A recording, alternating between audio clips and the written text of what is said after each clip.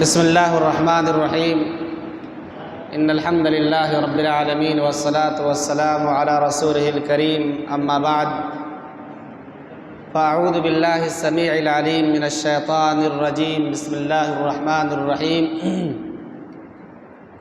انما یعمر مساجد اللہ من آمن باللہ والیوم الآخر واقام الصلاة وآت الزکاة ولم یخش الا اللہ فعسى أولئك أن يكونوا من المهتدين۔ بہت ہی عزت و احترام کے لائق مصلیان حضرات، خواتین اسلام اور پیارے بچوں، 10ویں پارے کی تلاوت کی گئی ہے۔ اس پارہ میں سورہ براءہ ہے۔ براءہ کا مطلب لا تعلقی، کنیکشن اور تعلق ختم کرنے والی صورت، اور اس سورہ کو اللہ تعالیٰ بسم اللہ سے نہیں شروع کیا ہے۔ اور بھی دیگر صورتوں کو دیکھیں گے تو بسم اللہ سے شروع کیا گیا، لیکن سورہ براءہ بسم اللہ سے نہیں شروع کیا گیا، ڈائریکٹ سورہ کی شروعات ہے۔ اس لیے کہ اس کی وجہ یہ ہے کہ سورہ براءہ میں اللہ رب العالمین کی ناراضگی ظاہر کی گئی ہے۔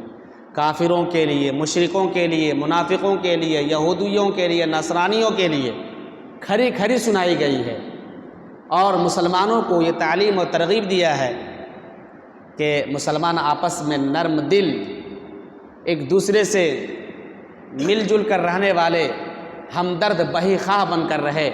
اس کے اپوزٹ غیروں کے لیے سخت رہے، سخت دل رہے۔ کئی طرح کی تعلیمات اس سورہ کے اندر دی گئی ہے۔ ایک آیت اس پارے میں یہ بھی ہے، انما یعمر مساجد اللہ من آمن باللہ والیوم الآخر، کہ اللہ کی مسجدوں کو آباد کرنے والے کفار مکہ خانہ کعبہ، مسجد حرام کی دیکھ ریکھ کرتے تھے، کہتے تھے کہ یہی بہت بڑا کار خیر ہے، اور اس کار خیر کی وجہ سے ہم لوگ جنت چلے جائیں گے۔ اللہ تعالیٰ فرماتا نہیں، مسجدوں کے آباد کرنے والے، مسجدوں کی دیکھ ریکھ کرنے والے در حقیقت وہ لوگ ہوتے ہیں جو اللہ پر ایمان رکھتے ہیں، نمازیں قائم کرتے ہیں، زکوٰۃ دیتے ہیں، اللہ تعالیٰ سے ڈرتے ہیں، اور یہی لوگ یقیناً ہدایت یافتہ ہوں گے۔ دیکھیے، مسجدوں کے ذمہ داروں کی خوبیاں بتائی گئی ہے۔ جو لوگ نماز نہ پڑھیں، جو لوگ اللہ تعالیٰ سے نہ ڈریں، جو لوگ نمازیں قائم نہ کریں، ان کو مسجد کی دیکھ ریکھ سے مطلب نہیں ہونا چاہیے، ان کو ذمہ داری نہیں دینی چاہیے۔ مسجد کی ذمہ داری، دیکھ ریکھ، مسجد کا متولی ہونا، ان کے لیے کیا خوبیاں اللہ تعالیٰ نے بتایا کہ اللہ پر ایمان رکھنے والا ہو، نمازیں قائم کرنے والا ہو، زکوٰۃ دینے والا ہو، صرف اللہ تعالیٰ سے ڈرنے والا ہو۔ اللہ تعالیٰ آگے اجر بتایا کہ یقیناً یہی لوگ ہدایت یافتہ، ہدایت والے ہیں۔ اس سورہ کے اندر اللہ تبارک و تعالیٰ نے یہ بھی بتایا کہ عیسائیوں نے اپنے علماء کو رب بنا لیا ہے۔ عیسائیوں نے اپنے علماء کو رب بنا لیا۔ پوچھنے والے نے پوچھا، صحابہ کرام نے پوچھا کہ اللہ کے نبی صلی اللہ علیہ وسلم کیسے رب بنا لیا؟ تو ان کی تو یہ بات تو نہیں کرتے تھے۔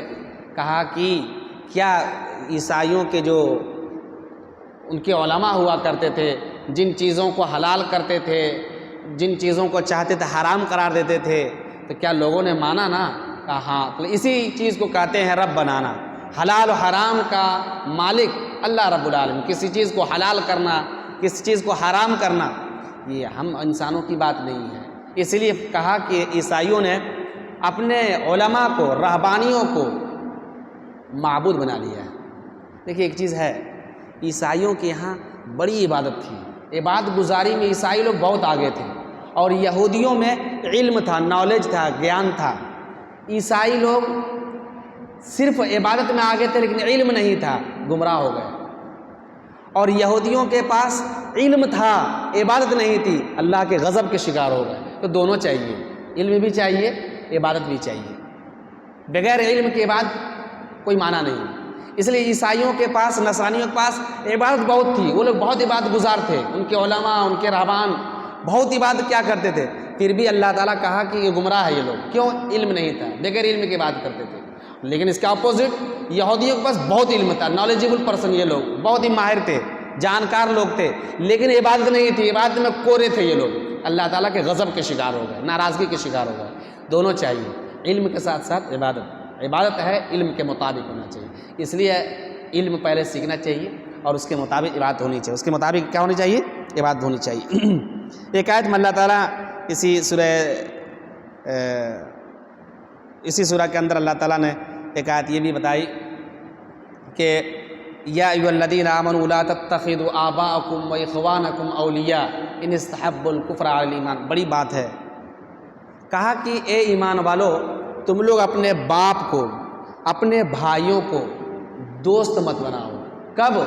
جب وہ لوگ ایمان پر کفر کو فوقیت دے، کفر کو اپنائے، ایمان کو، ہدایت کو چھوڑ کر کے کفر کو اپنائے، تم ایسے باپ کو، ایسے بھائیوں کو تم اپنا جگری دوست اور ولی مت بناؤ۔ ہاں احسان کرو، جو دنیاوی میں احسان والدین کے ساتھ، رشتہ داروں کے ساتھ ہے بھلائی، وہ احسان کرو، انسان ہونے کے ناطے احسان کرو، اچھائی کے ساتھ پیش آؤ، لیکن ولی اور دوست نہیں بناؤ، تمہارے ولی اور دوست مسلمان ہی ہوں گے۔ یا ایھا الذین آمنوا لا تتخذوا آباءکم واخوانکم اولیاء ان استحبوا الکفر علی الایمان ومن یتولہم منکم، جو ان سے دوستی کریں گے کفر اپنانے کے باوجود، وہ ظالم لوگ ہیں۔ آگے اللہ تعالیٰ فرماتا ہے کہ اگر تمہارے باپ، بڑی اہم آیت ہے، کیا فرما رہے سنیے کہ قل ان کان آباؤکم وابناؤکم واخوانکم، اے ایمان والو، اے نبی پاک صلی اللہ علیہ وسلم آپ کہہ دیجئے لوگوں سے کہ اگر تمہارے باپ، تمہارے بھائی، تمہارے بیٹے، تمہاری بیویاں، تمہارے خاندان اور تمہارا وہ مال جسے تم نے کمایا ہے، تمہاری وہ تجارت جس میں نقصان سے ڈرتے ہو، تمہارا وہ گھر اور بلڈنگ جسے تم بہت پسند کرتے ہو، اگر یہ ساری کی ساری چیزیں تمہارے نزدیک اللہ اور اس کے رسول سے زیادہ محبوب ہے، تو اللہ تعالیٰ فرماتا ہے کہ تم لوگ اللہ کے عذاب کا انتظار کرو۔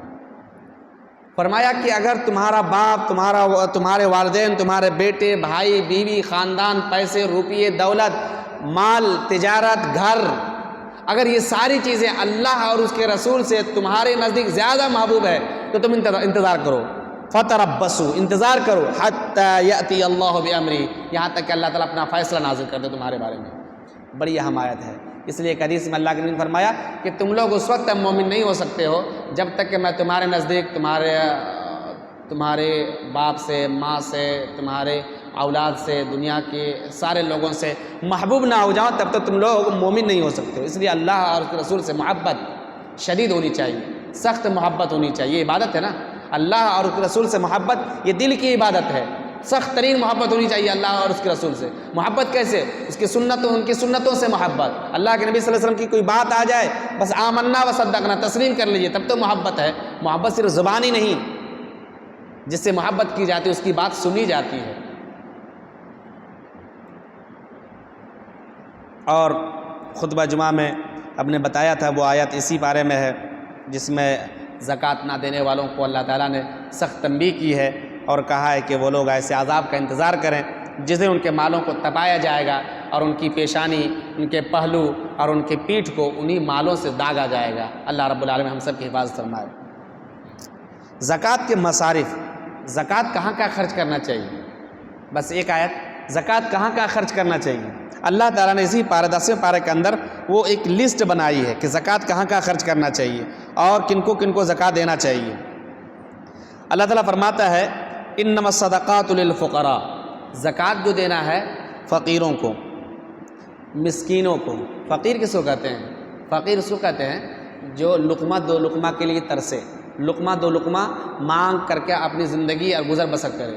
والمساکین، اور مسکین کو، مسکین کس کو کہتے ہیں؟ مسکین وہ آدمی ہے جس کے پاس کچھ ہوتا ہے لیکن گزر بسر کے لیے کافی نہیں ہوتا ہے، نہیں سمجھے؟ مسکین کے پاس کچھ ہوتا ہے، ایک ٹائم کا کھانا ہوا، 2 ٹائم کا ہوا، 1 ٹائم کا نہیں ہوا، یا بہت معمولی ہوا، ہلکا ہوا، مسکین کے پاس کچھ ہوتا ہے، اور فقیر کے پاس لقمہ دو لقمہ کے لیے ڈگر وہ بھٹکتا ہے۔ تو کہا کہ زکوٰۃ کا مال کس کو دینا ہے؟ فقیروں کو، مسکینوں کو، والعاملین علیہا، اور جو حاکم وقت کی طرف سے، مسلمان حکمراں کی طرف سے جو وصول کرنے کے لیے مکلف ہوتے ہیں زکوٰۃ میں، ان کا بھی حق ہے وصول کرنے والوں کے لیے۔ والمؤلفۃ قلوبہم، اور دلوں کو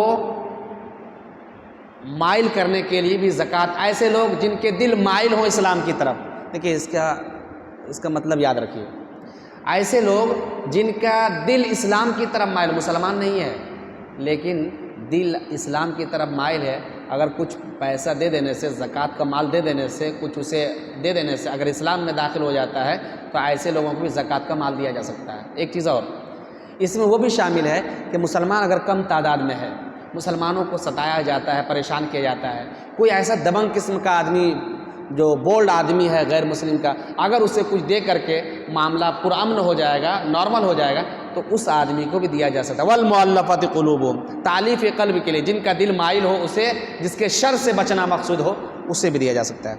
وفی الرقاب، غلام آزاد کرنے میں زکوٰۃ کا مال دیا جا سکتا ہے۔ آج کل تو غلام نہیں ہے، تو جو قیدی، مسلمان قیدی بغیر وجہ کے پھنسا کر کے جیل میں ڈال دیے گئے ہیں، ان کی یہ آزادی کے لیے زکوٰۃ کا مال دے سکتے ہیں آپ۔ والغارمین، اور ایک آدمی بہت ٹھیک ٹھاک تھا لیکن ایسی کوئی تباہی اور بربادی آئی، آفت آئی، جو قرض میں ڈوب گیا، سارا بزنس جو چوپٹ ہو گیا، برباد، سیلاب کا شکار ہو گیا، کسی زلزلے کا شکار ہو گیا، سارا لٹ گیا، تو ایسے آدمی کے لیے بھی زکوٰۃ کا مال دینا صحیح ہے، دیا جائے گا۔ وفی سبیل اللہ، اور اللہ کے راستے میں، جو اعلیٰ کلمت اللہ کے کلمہ کی بلندی کے لیے جو میدان جنگ میں ہوتے ہیں، وہاں خرچ کرنا چاہیے، وہاں دینا چاہیے۔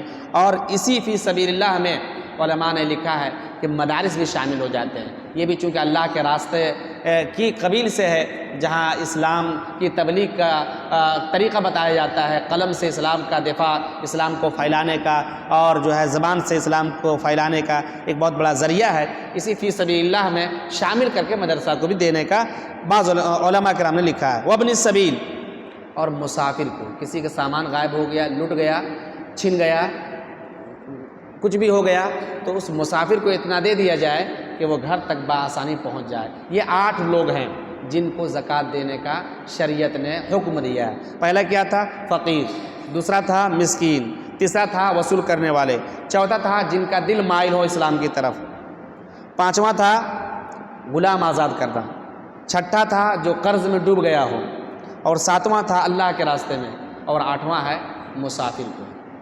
تو یہ زکوٰۃ کے مصارف مدات ہیں، ان جگہوں میں زکوٰۃ کا مال صرف کرنا چاہیے۔ اللہ تعالیٰ سے دعا ہے کہ اللہ تعالیٰ ہم تمام لوگوں کو دین کی صحیح سمجھ عطا فرمائے اور پھر اس کے مطابق عمل کرنے کی توفیق عطا فرمائے۔ مولا کریم، ہم لوگ جو یہاں عبادت کر رہے ہیں، رات جگ کر کے قیام اللیل کر رہے ہیں، اللہ تعالیٰ تو ہماری عبادتوں کو قبول فرما۔ مولا کریم، ہماری عبادتوں میں اخلاص پیدا کر، ہم صرف تیرے لیے عبادت کرتے ہیں، ہماری عبادتوں کو تو قبول فرما، ہماری کمیوں سے درگزر فرما، ہماری ماں بہنوں سب کو تو توفیق عطا فرما کہ اس ماہ مبارک میں خوب عبادت کر سکے۔ اللہ تعالیٰ ہمارے اندر ہمت، حوصلہ جمع رکھ تاکہ یہ پورا مہینہ تیری عبادت تندہی کے ساتھ، حوصلے کے ساتھ کر سکیں۔ معلوم نہیں آئندہ سال ہماری زندگی لمبی ہوگی یا نہیں، نصیب ہوگا یا نہیں، اس لیے اللہ تعالیٰ ہم سب کو اتنی توفیق دے دے کہ اس ماہ مبارک میں اپنی مغفرت کرا سکیں، اپنے گناہوں کو تجھ سے معاف کر سکیں، کروا سکیں۔ آمین۔ وآخر دعوانا الحمدللہ رب العالمین۔ سبحانک اللہم وبحمدک اشہد ان لا الہ الا انت استغفرک واتوب الیک۔